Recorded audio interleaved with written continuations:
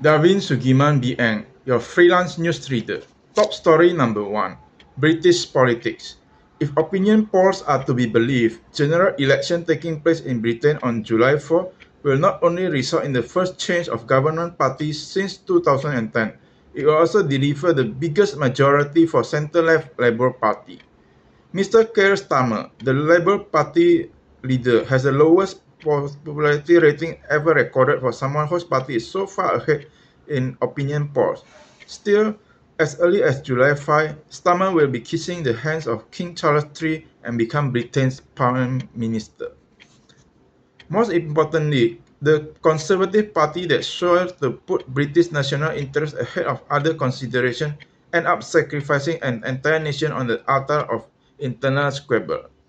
Brexit, for example, was the result of mixture of nostalgia for country's past, resentment against foreigners, dissatisfaction with the country's economic and social development, and lots of lies about how Britain would flourish outside the European Union. Looking back over 14 years, the real wonder is how Conservatives managed to cling on power for so long. The answer lies in inability of Labour Party to benefit from Conservative government. So far so unremarkable, Mr. Starmer won't be the first leader to win power on little more than the slogan of change.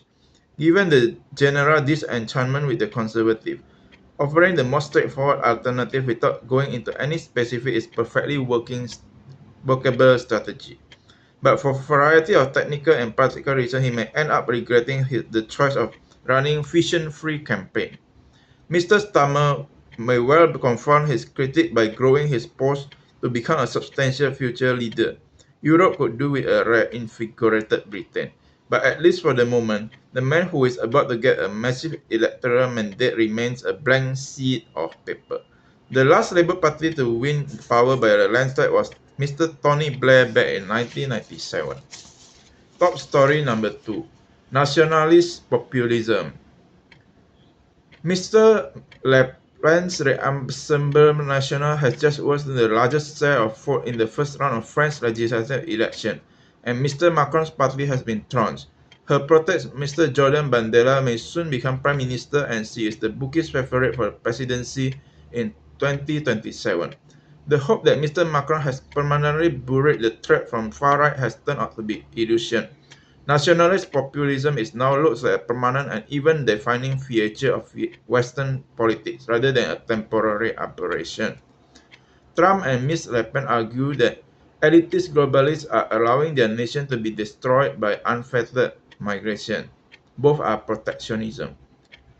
The French and American election means that Ms. Le Pen and Trump are now the most important standard bearers for nationalist populism in the West. But similar figures are proliferating across Europe. However, liberals should not panic. Dismantling America and French democracy would not be a simple task. The hope of decisive victory over nationalist populism stirred by Macron and Mr. Obama proved to be illusion.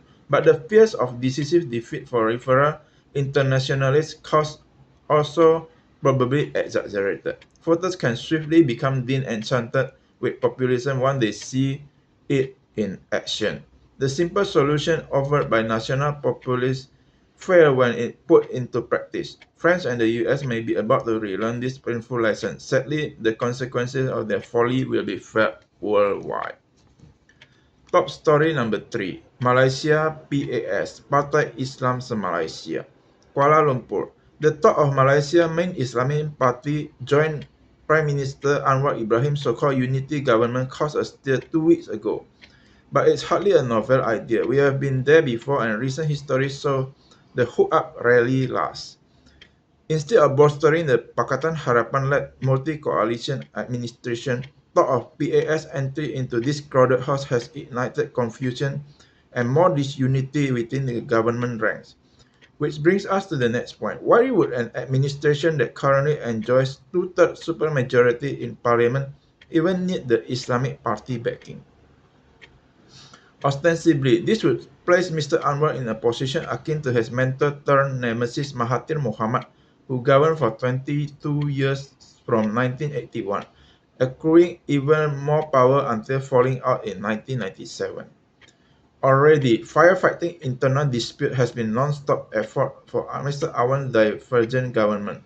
His partner coalition have clashed over issues ranging from footwear bearing the word Allah, gadgeting popular pork dish Bak Kut Teh as national heritage, reduced jail time for Prime Minister Najib Razak, and data collection.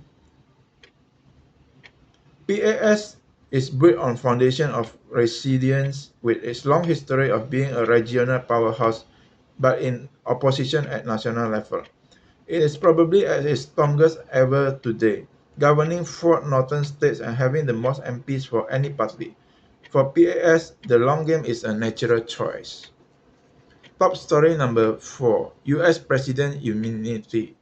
Justice split along ideological lines in 6-3 decision issued on July 1, 2024, which the conservative-dominated court declared that former president has some immunity from criminal prosecution for official acts during his tenure in office.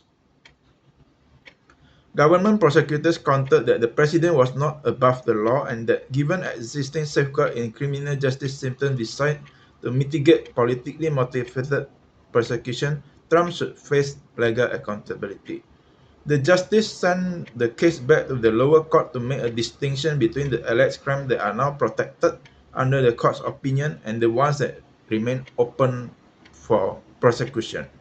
The court first determined that the president is absolutely immune for actions that are part of his core executive function, such as the pardon power and power to remove executive branch officials. The court also ruled in the immunity case that the president enjoys no immunity from criminal prosecution for non-official private conduct.